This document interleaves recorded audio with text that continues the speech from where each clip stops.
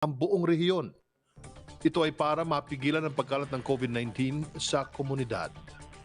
Hakbangin ng pamahalaan na layong mailapit ang serbisyong pangkalusugan sa mga kapuspalad nating mga kababayan, maging ang pagiging abot kamay na edukasyon para sa lahat. Narito ang report. Isa sa pamana ni Pangulong Rodrigo Duterte sa kanyang termino bilang Pangulo ng Pilipinas ang healthcare system sa bansa ngayon.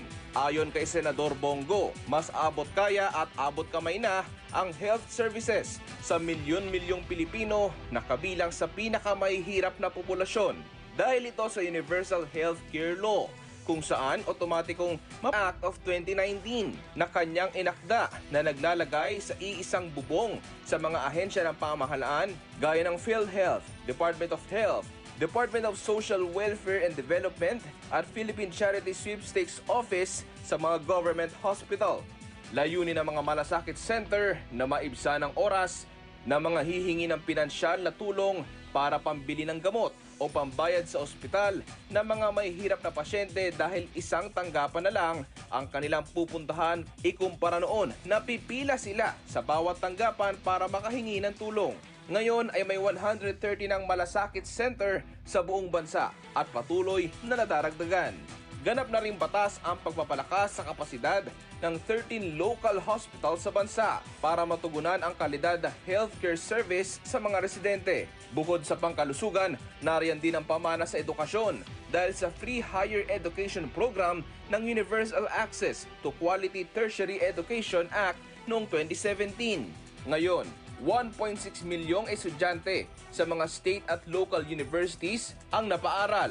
Naging maagap din anya ang Administrasyong Duterte sa tulong ng Kongreso sa pagtugon sa krisis na dulot ng COVID-19 sa pamamagitan ng mga Bayanihan Act. Bilyon-bilyong piso ang inilaan hindi lang sa pagpapalakas ng healthcare system kundi kabilang dito ang Social Protection Program at subsidiya sa iba't ibang sektor at industriya maging ang mga maliliit na negosyo na pinadapa ng pandemya para muling bumangon at bumabangon na ngayon. Ayon pa kay Go, kailangan ituloy ang mga nasimulang pagbabago para sa mga susunod na henerasyon na layunin ay mapabilis ang serbisyo na siyang inaasahan ng bawat Pilipino.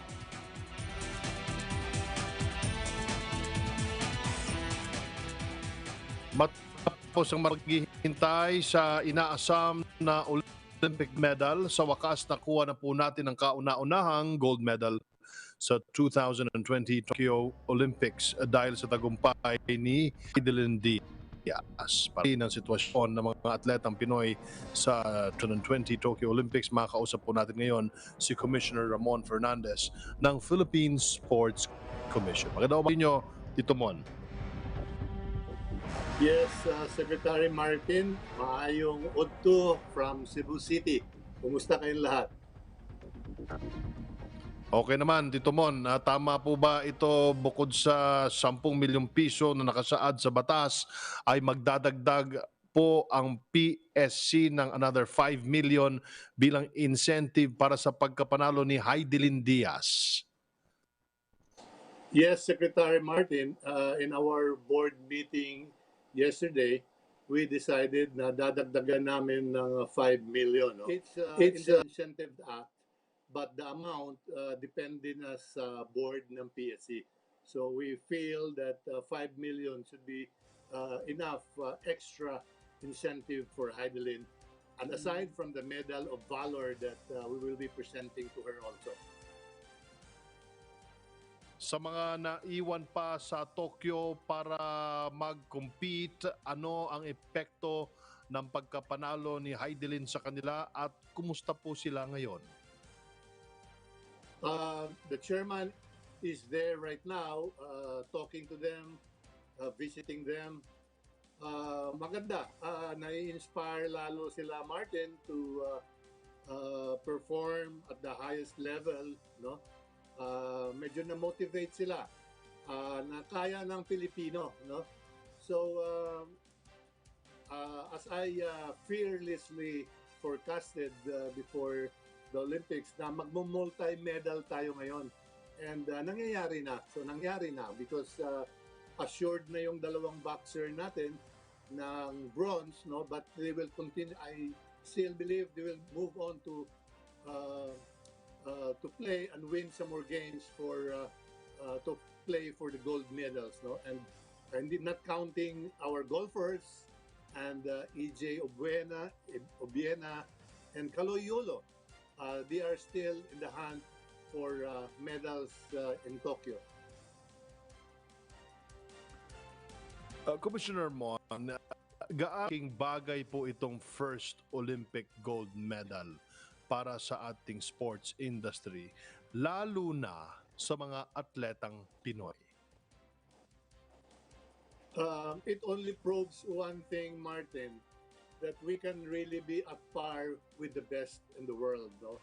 This was proven by several of our athletes from 2018, 2019, when they won in the world championships, no, and the different sports world championships, different federations, no, napakita nila na mananalo tayo. So it's really just a matter, I believe, in choosing our focus sports. No, we've been pushing that we really concentrate on sports where we have a chance, and these are the individual weight category sports like boxing, weightlifting, and the other individual weight category sports.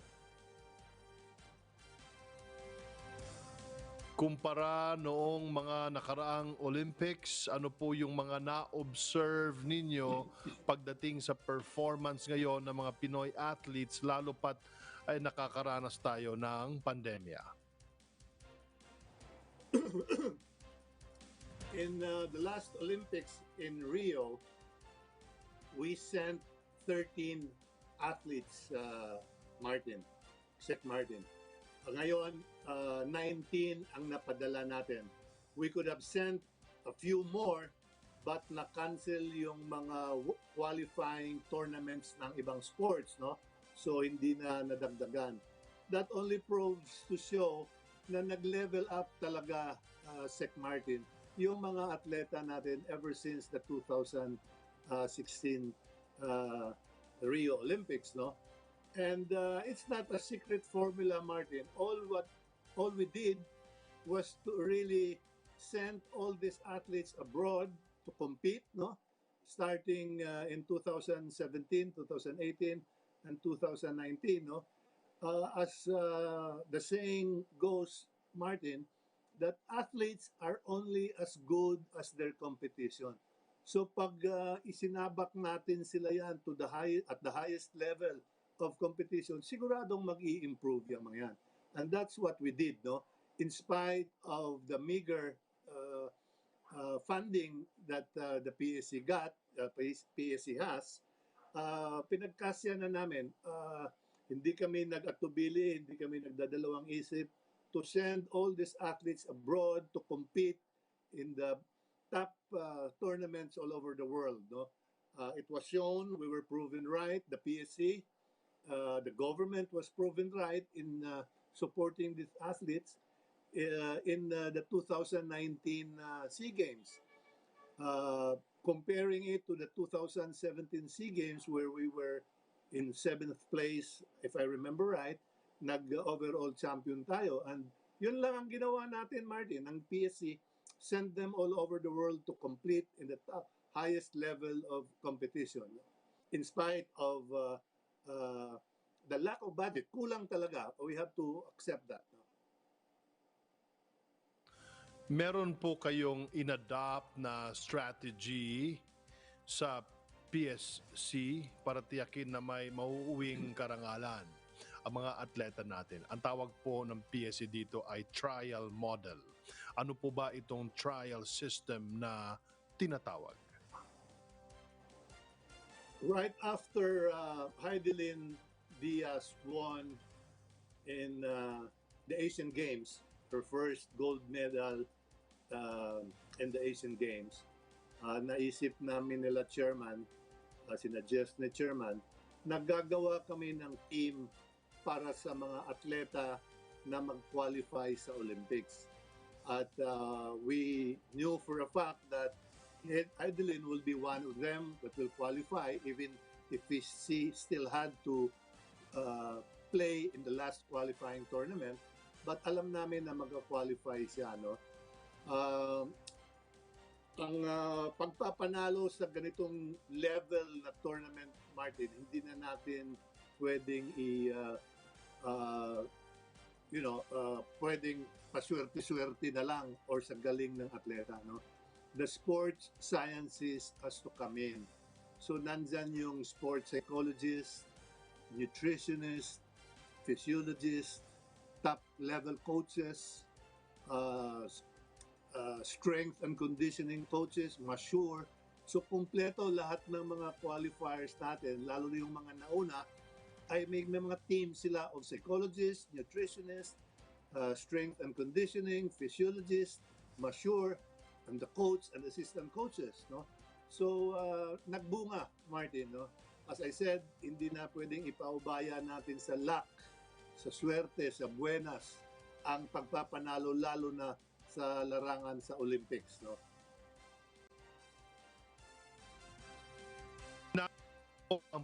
Ang kinakapos pa rin ang porta sa mga atleta na potensyal ng atleta na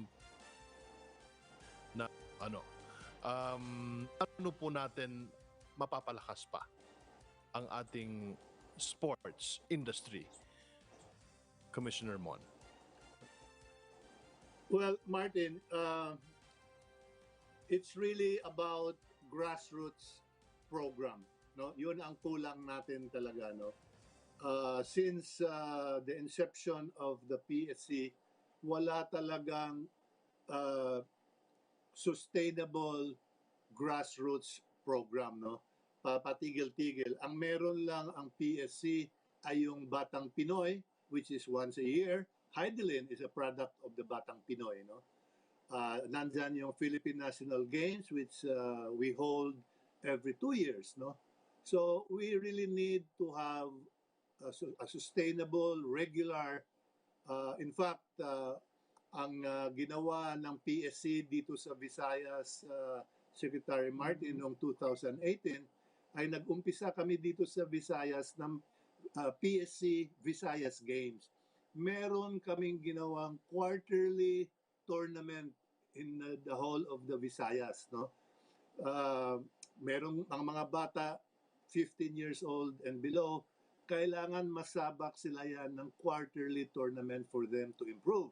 As I said, competition gets them to improve in their abilities, no, in their athletic skills. So yun talaga ang kailangan natin. So it boils down to budget, Secretary Martin, because noong 2018 pumasok yung Asian Games, 2019 nagprepare naman tayo ng hosting.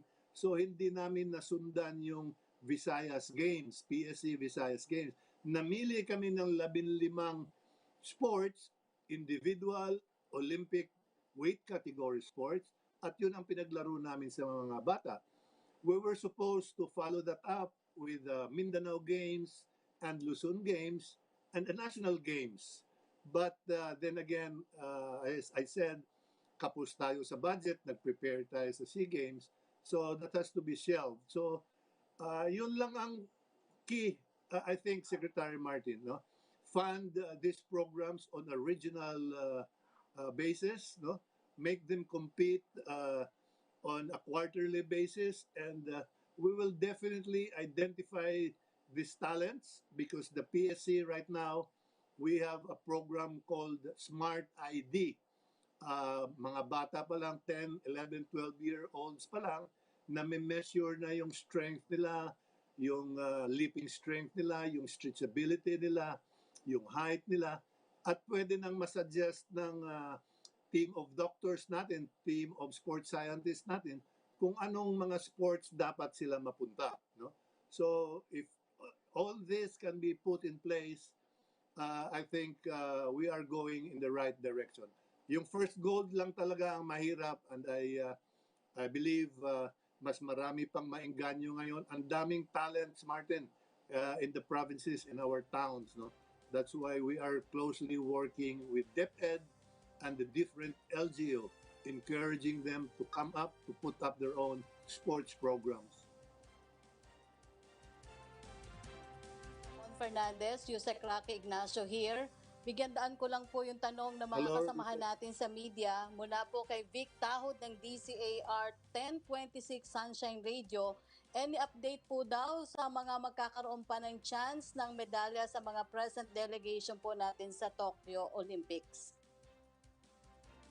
Yes, pasok na sa quarterfinals ang dalawang boxers natin, si Nesty Petencio ng Davao and si Yumer Marcial of Zamboanga City. Si EJ Obiena papunta na rin sa finals, and the same with Kaloy Yulo. No? Ang ating mga golfers ay naglalaro pa sa ngayon as we speak.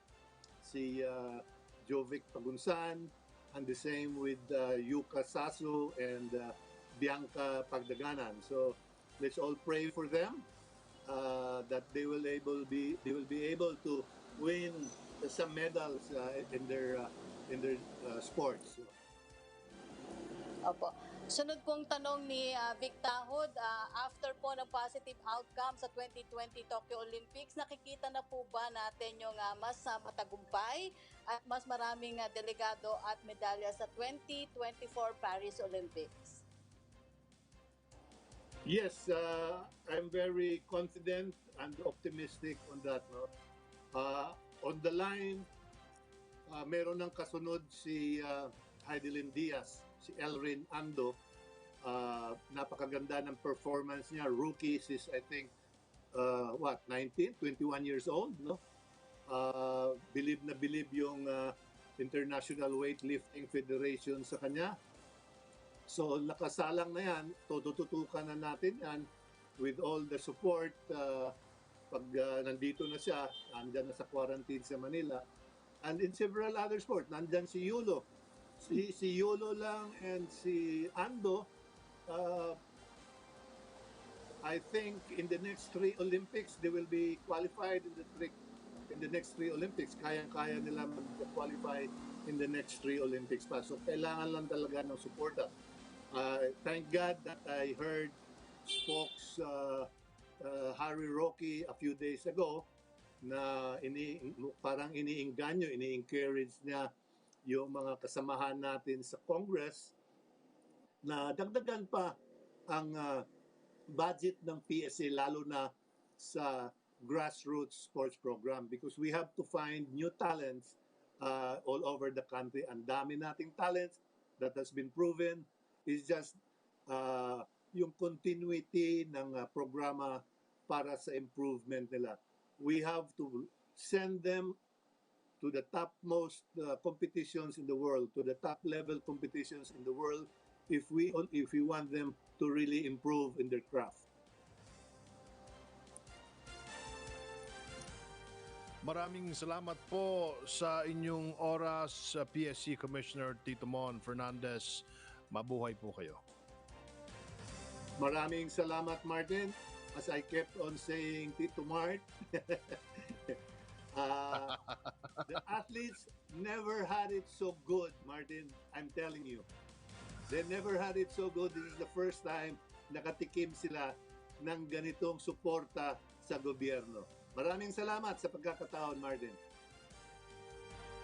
Dito mo, dyan sa Sugbo. Samantala, ako'y magpapaalam muna.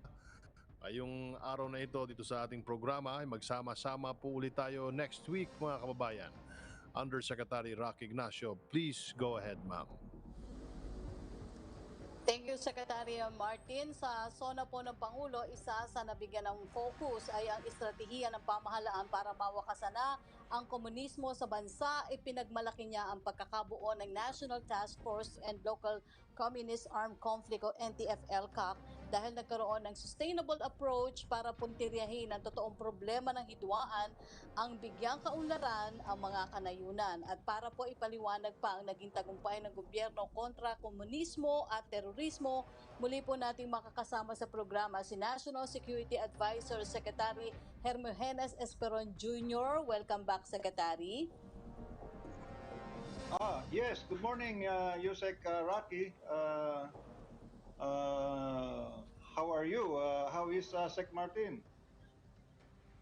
Okay naman po, katatapos lang po, busy po si Secretary Martin sa bahagi ng Mindanao. Secretary, kumpara po nung nakaraang administrasyon, paano po na iba ang naging strategy ni Pangulong Duterte pagdating sa pagsugpo sa terorismo? Oh, well, as the former army officer who has been assigned to Mindanao several times, 10 beses ako na-assign sa Mindanao, different positions, twice as brigade commander. I, of course, became Army Commander and the Chief of Staff of the Armed Forces of the Philippines.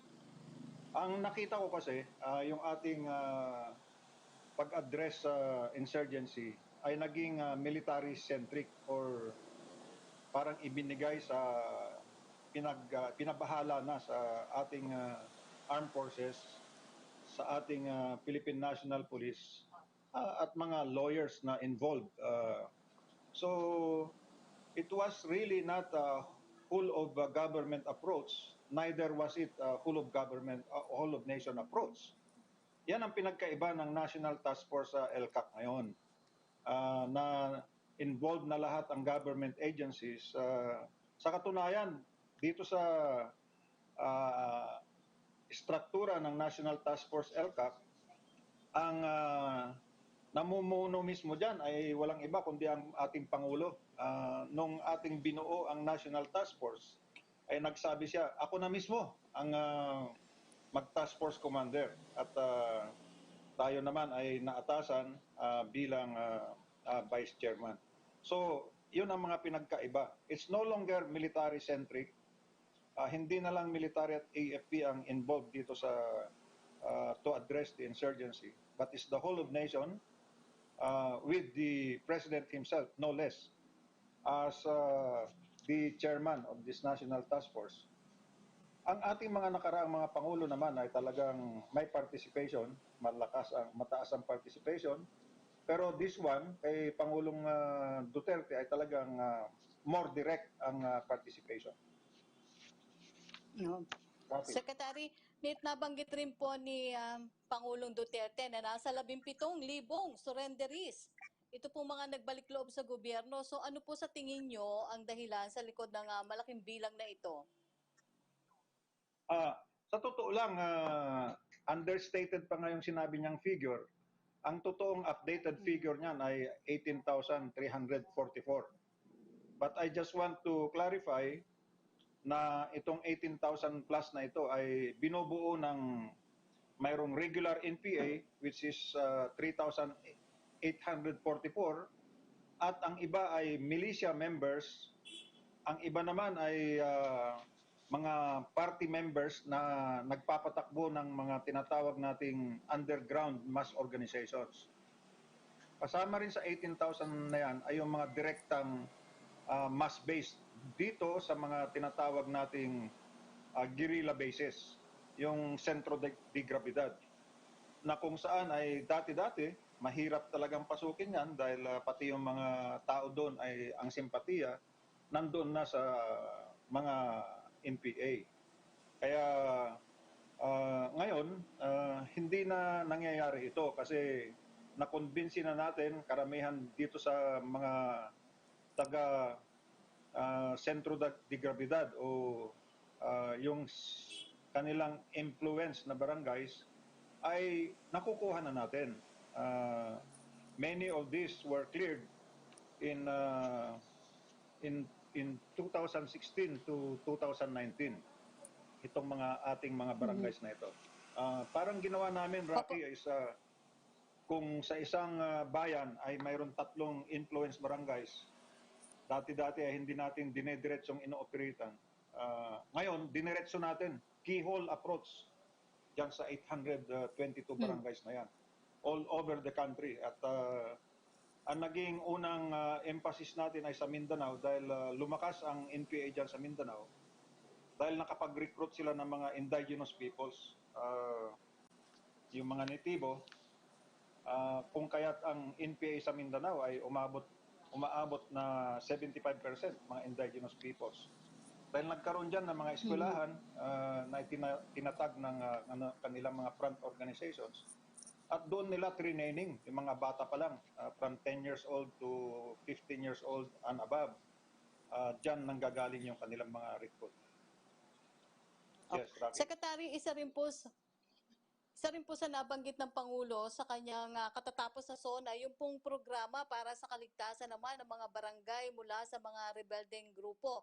Meron na kayong binanggit kanina tungkol sa barangay. Ito po yung goal ng Barangay Development Program na pinopondohan ngayon ng pamahalaan. Yes. Ang ginawa natin dyan ay kung ano yung sentro ng kanilang operations. Yun nga sinasabi ko, keyhole approach. Pagkatapos ng ating military, pagkatapos papasok na yung retold community support program na kinabibilangan na yan ng hindi lang military kundi pati na ang kapulisan at saka local government units at ang mga mamamayan. Inaalis natin, tinatanggal natin yung mga radical elements na yung mga tao yon na naging membro na ng partido, sangay ng partido at yung kanilang mass base.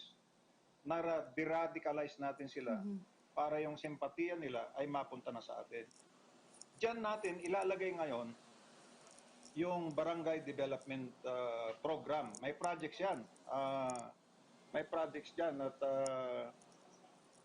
yan ay inaprubahan ng Pangulo. Kakaiba itong projects na ito dahil hindi naman natin ginagawa dati. Ang mga projects ay napaparating sa mga hindi apektado ng insurgency. Ngayon, keyhole approach. Talagang kung ano yung apektado at natanggal yung CPP-NPA, doon natin ilalagay yung farm to market road, yung eskwelahan, yung health station, yung water and sanitation projects, livelihood projects. Meron pang rural electrification. Depende sa pangangailangan ng barangay. Basta ang ceiling natin ay 20 million per barangay. Opo. Secretary, tinuring na nga pong mga terorista ang CPP-NPA at iba pang extremist group sa ilalim po ng Anti-Terrorism Act. So ano po yung naging proseso para makategorya sila bilang mga terorista at ano po yung mga legal na hakbang na inyong ginawa laban sa kanila? Well, unang-una, balikan ko muna yung barangay. Mayroon tinatawag yan na influence barangay. Yun yung kanilang naging sentro. At nandyan yung mga membro ng partido. Mayroon naman yung tinatawag na less influence na nagsisimula pa lang na magkaroon ng NPA government dun sa barangay. Meron naman yung threatened na talagang wala pa namang nabubuo. At sa mga kategoryang yan ay nakikita natin kung sino ang ikla-classify natin na terorista. At bakit terorista?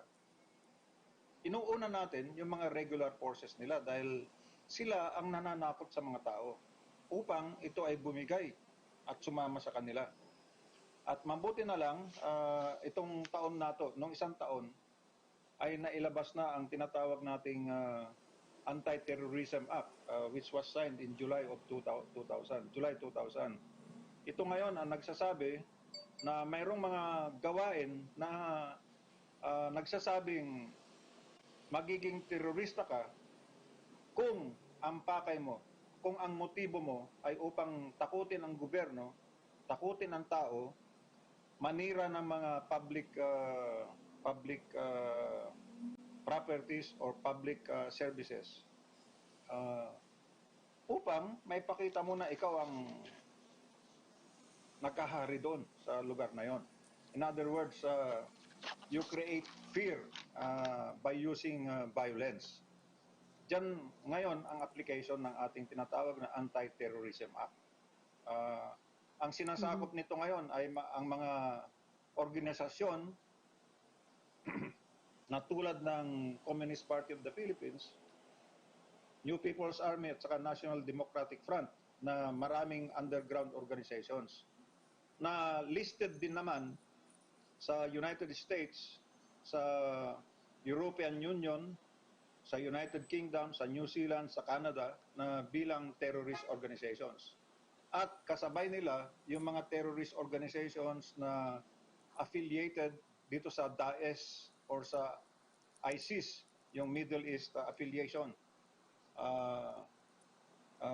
nakasabay nila na terorista. So, mayroon tayong mas magandang law ngayon na magde-define kung paano natin sila i-designate.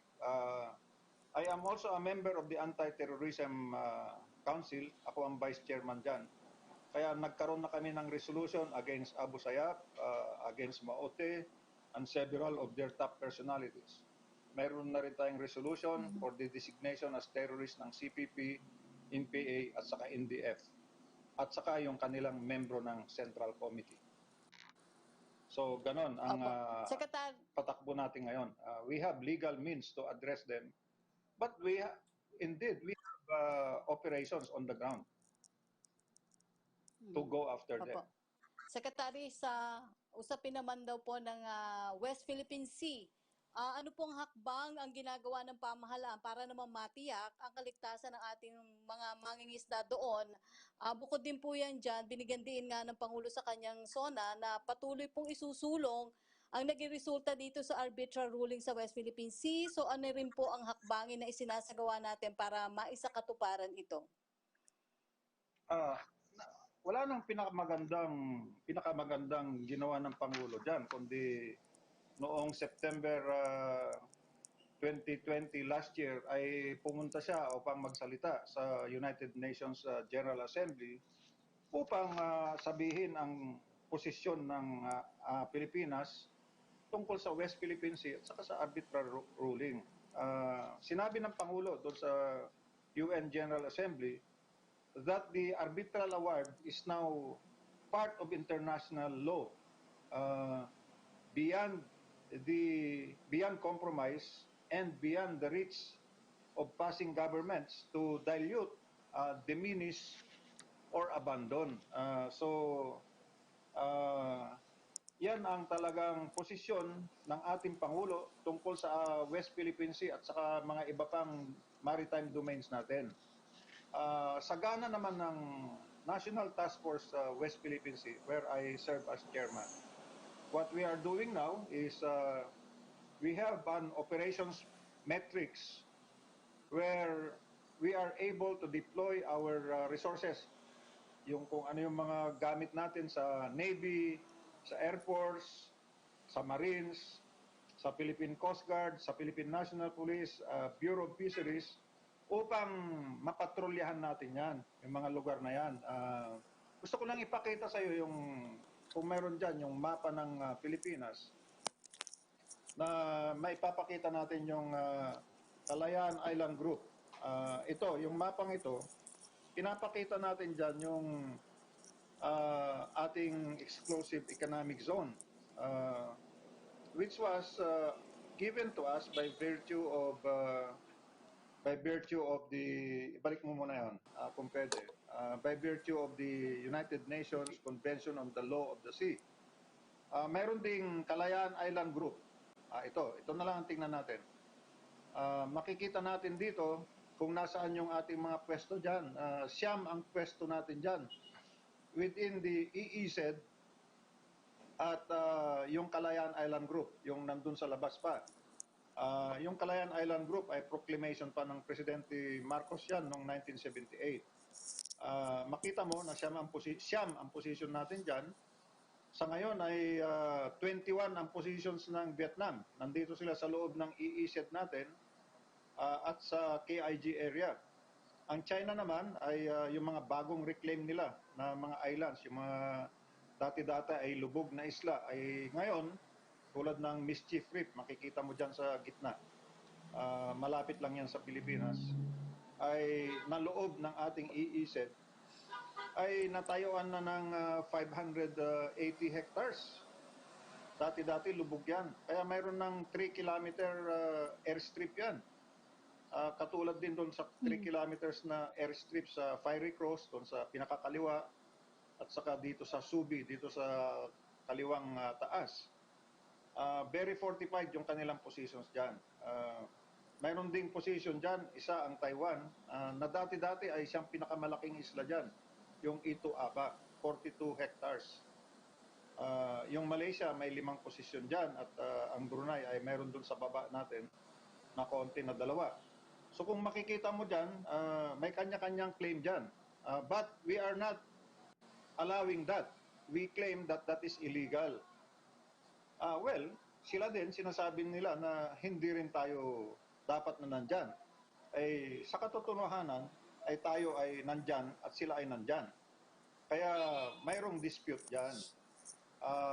Ito ngayon ang kailangan isolbar natin. Ngunit ang pinaka-importante dyan, yung ating 9 na posisyon na nandyan ngayon, ay dapat alagaan natin, bigyan natin ng capability upang madepensahan nila ang sarili nila, samantalang yung ating mga barko o eroplano ay kayang-kayang abutin ng mga to upang magpatrolya. Kasama na doon sa taas yung Bajo de Masinloc, kasama ang Batanes, kasama na rin yung ating Philippine Rice doon sa kanan ng Pilipinas. So yan ang itsura ng ating maritime domains. Kaya kailangan natin ng capability build-up dahil hindi naman sa paghahangad na makipaggera, kundi kailangan madepensahan natin ang mga pwesto natin.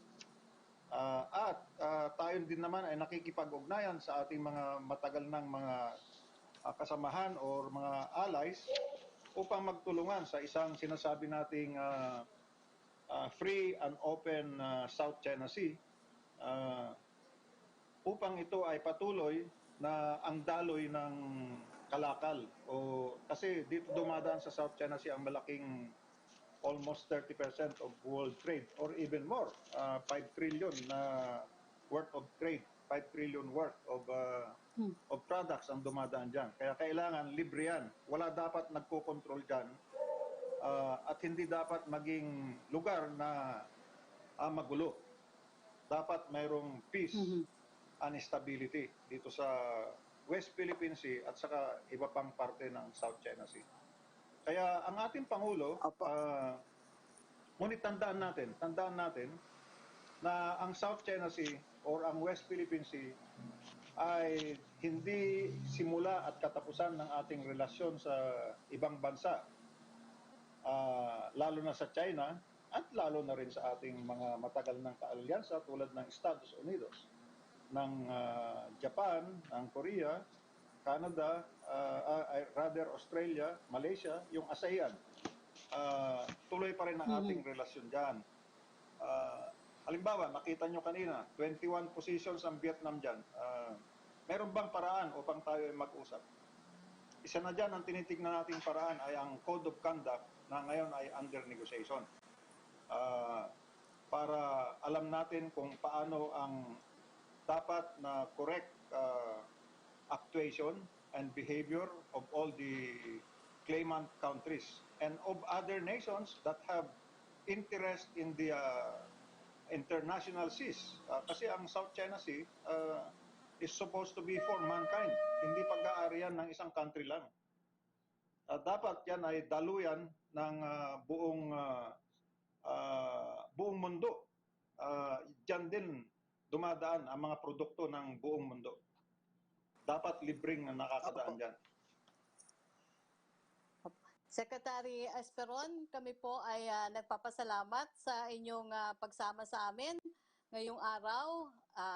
National Security Advisor Secretary Jimenez Esperon Jr. Salamat po sa oras niyo, Secretary.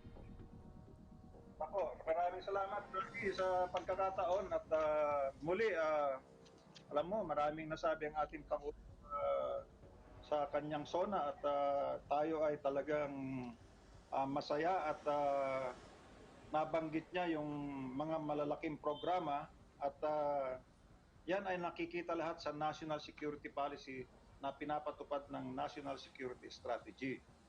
At talaga namang mahaba yung kanyang SONA, pero napakaganda para sa akin dahil nabigyan ng detalya ang mga ginagawa ng gobyerno, naintindihan ng ating mga kababayan, at nasabi rin niya na bukod dito sa nangyari na at nagawa na, ay marami pa tayong gagawin na nakasentro para sa welfare and well-being of the Filipino people. In other words, yung programa ng Presidente ay para talaga sa ikabubuti ng Pilipino at ng Pilipinas.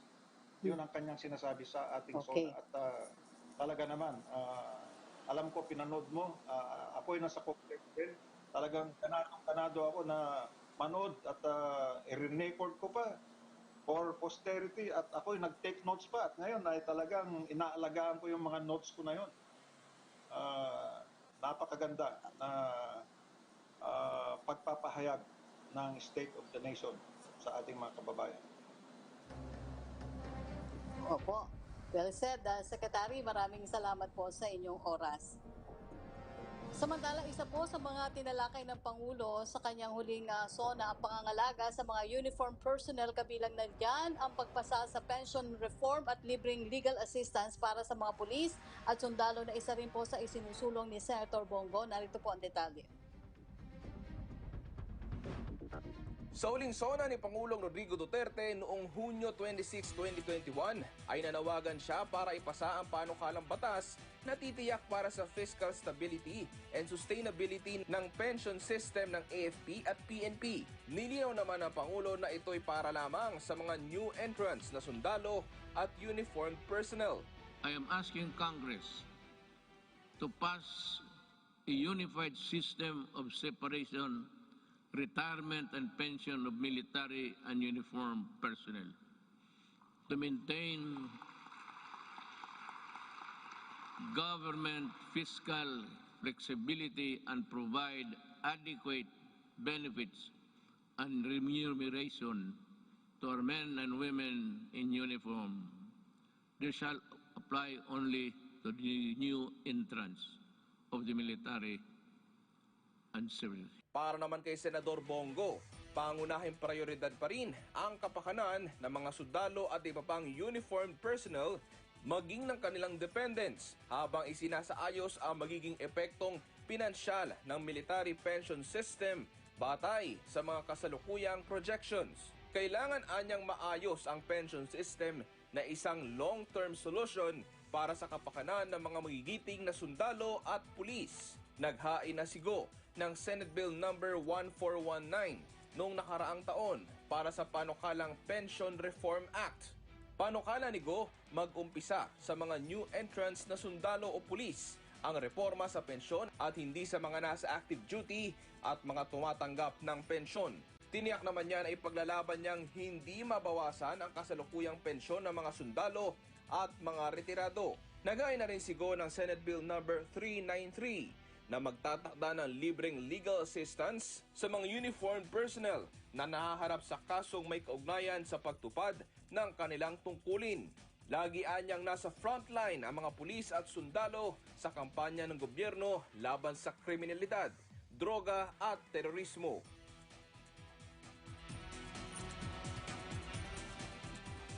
Para naman sa pinakahuling pangyayari sa iba't ibang mga lalawigan, puntahan naman natin si Sarina Losuetro mula sa PBS Radyo Pilipinas. Maraming salamat, Yusek Rocky. At narito na nga po ang mga balita mula sa inyo. Hashtag COVID-19 PH Radio Radyo Pilipinas. Mula po dito sa Radyo Pilipinas Agoo, bilang ng mga nakakumpleto ng bakuna sa La Union, umabot na sa halos 47,000. Hashtag Bakuna Muna Vaccination Program nagpapatuloy. Frianeza. COVID Radio. Hashtag Laging Handa Radyo Pilipinas Special Coverage. Patuloy ang pagsasagawa ng Bakuna Muna Vaccination Program ng pamahalaang panlalawigan ng La Union.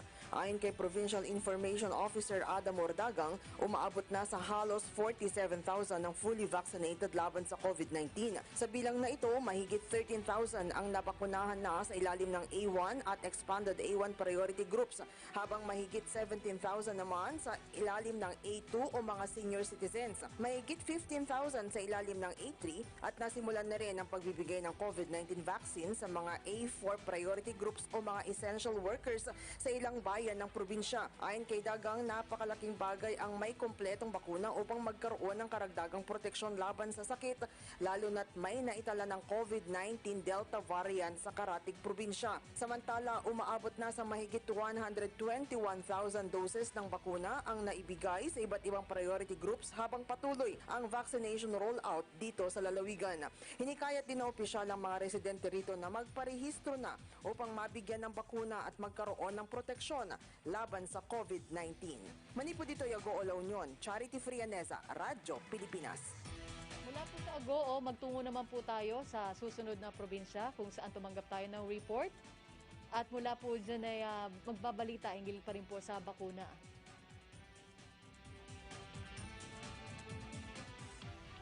Dito po sa Iloilo, Western Visayas, may 4 na dagdag na kaso ng Delta variant. May report si Bing Pabiona. COVID Radio. Hashtag laging handa. Radyo Pilipinas Special Coverage. May 4 na dagdag na kaso ng Delta variant ang Kanlurang Visayas, 3 ang local cases at 1 ang repatriated overseas Filipino. Ang unang kaso ay babae, 59 years old mula sa Pandan, Antique, ang lugar na na-detect ang unang kaso ng Delta variant sa Kanlurang Visayas. Ang ikalawang kaso ay 39 years old na lalaki mula sa Mandurriao, lungsod ng Iloilo. Nagpakonsulta siya sa Western Visayas Medical Center dahil may mga simptoma ito. Ang ikatlong kaso ay ang 32 years old na babae mula sa Cabatuan, Iloilo na isang dialysis patient na na-admit sa Western Visayas Medical Center noong June 28. Nag-swab test siya noong July 8 at na-discharge sa hospital noong July 26. Ngunit muli itong ipinasok sa bahay pagamutan dahil nahihirapan sa paghinga. Nag-negatibo ang resulta ng kanyang swab test ngunit namatay ito dahil sa kidney failure. Ang ika-4 ay ang 46 years old na lalaki mula sa Barotac, Nuevo, Iloilo. Nasa Manila ito ngayon, ngunit nakatag siya sa Iloilo dahil sa kanyang address. Inaalam pa ang kanyang travel history. Nasa 6 na ang kabuang kaso ng Delta variant sa region.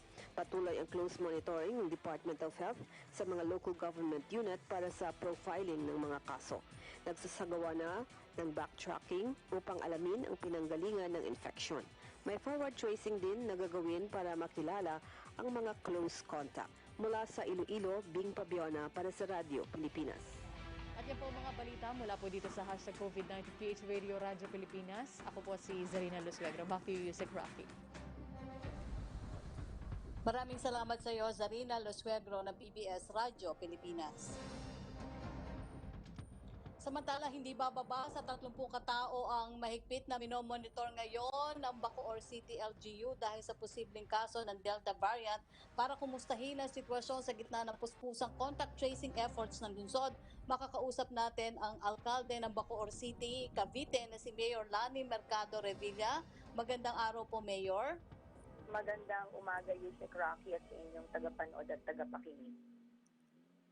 Opo, Mayor, as we speak, ilan po ang active cases ngayon sa inyong lugar at ilan po dyan yung nakitaan ng Delta variant? So far, sa loob po ng buwan ng July, today, na hindi pa natatapos ito, July 30 pa lang tayo, umabot na po kami ng 911 na kaso na natala araw-araw. So nag-a-average po kami ng mga 30 mahigit. Pero ang alarming po lately ay yung pag-surge po ng COVID cases po namin. The other day, 51. Kahapon po, 92. Biglang-bigla po ito. Ang usual number po kasi namin, 27, 28, 29, 30. Pero very alarming po yung pagtaas po ngayon dito po sa lungsod ng Bacoor. Kaya po, nag-declare po kami. Mayor, meron bang Yes po, ma'am. Go ahead, Mayor. So far, kaya po dahil sa surge na ito, plus the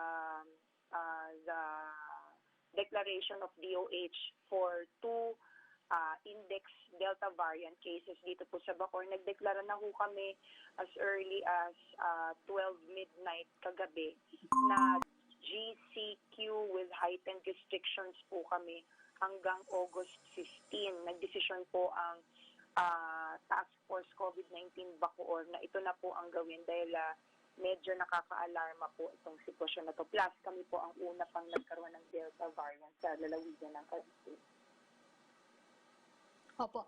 Pero Mayor, so far, ilan na po yung natitrace hanggang third generation itong close contacts ng mga nagpositibo sa Delta variant? At ilan po yung natest na sa kanila? At naipadala na rin po ba yung mga samples nila for genome sequence? Dito po sa location ng ADAS 2C, kung saan meron po tayong dineklarang ECQ na po ang village, ang phase na ito, ang ADAS 2C sa Molino 2, first to third generation, 124 ang na-contact trace po namin dito.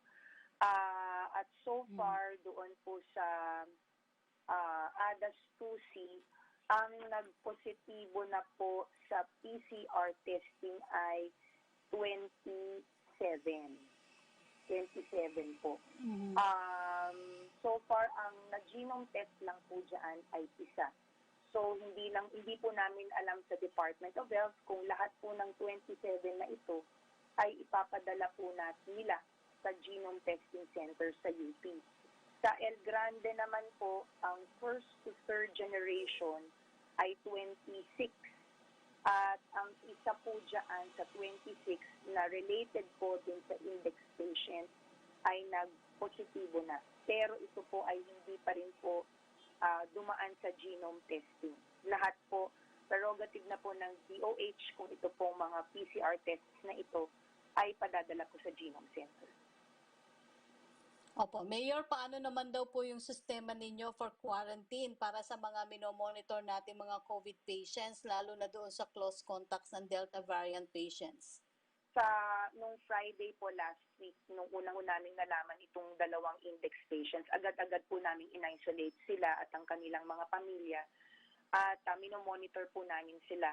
Yung na-test po namin ng antigen na nag-positibo sa mga areas na ito, ang El Grande at saka ADAS 2C ay agad namin pong hinihiwalay at dumadaan din po sa proseso. After antigen, pini-PCR test din po namin upon the recommendation of the Department of Health. Sa ngayon nga lang, USEC, medyo napupuno na po yung aming isolation center sa lungsod ng Bacoor at humingi na kami ng tulong sa DOH-4A at tayo po nakikipag-coordinate sa Kalamba para kung sino man ang magpapositibo sa antigen o sa PCR dito ay madala na namin po sa mga NPF isolation centers na malapit po sa lungsod ng Bacoor. Opo. Pero yung ating mga ospital naman dyan, Mayor Lani, at pati na rin po yung pagbabakuna sa inyong mga residente, kumusta naman po? Ito po, sa mga ospital namin, medyo nagpupunuan na rin po. Ang kagandahan lamang po dito sa lungsod namin, nandito po yung Southern Tagalog Regional Hospital that acts as the one command center for the province of Cavite. Kaya natutulungan ho kami. Kung sakasakali hindi na ho namin kaya sa mga ospital namin, ay napapadala namin sa iba pang mga ospital na medyo maluwag pa. Pero halos mapupuno na ho kami sa capacity ng mga ospital. Sa bakuna naman po, so far, ang nakakakompleto na ho sa amin ng second dose ay 49,307. We have reached the 10% of our target number, which is 420,000. At ang naka-first dose po ay 87,211. Yun po. Mm-hmm. Mayor Lani, nitong nakaraang linggo, wala rin tigil yung pagbuhos ng ulan. Ano po, isa po kayo dyan sa Cavite. Talaga namang nakakaranas sa mga malakas sa pag-ulan na nagre-resulta sa pagbaha. Hanggang sa ngayon ba po, may mga kababayan tayong nasa evacuation areas? At paano niyo naman po tinitiyak na hindi magiging sanhi ito na lalo pang pagkalat ng virus?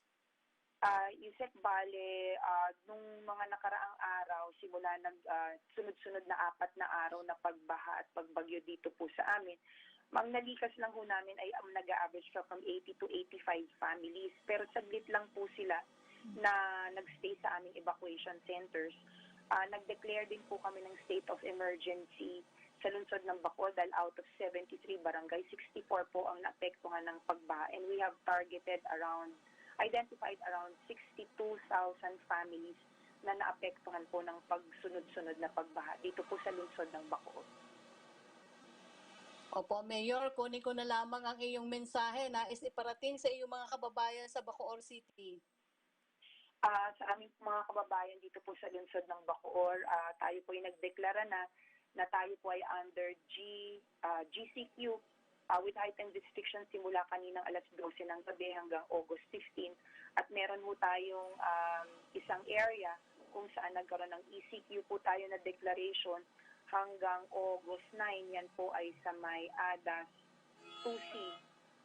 Kaya tayo po ay may Delta variant na dito po sa lungsod ng Bacoor. Kaya hinihiling ko po ang lahat to please stay home, lalabas lang po ang kailangan ng essential goods at mga immediate na pangangailangan. Ang mga upper lang sana po ang lumalabas at kung maaari lang yung mga nagtatrabaho.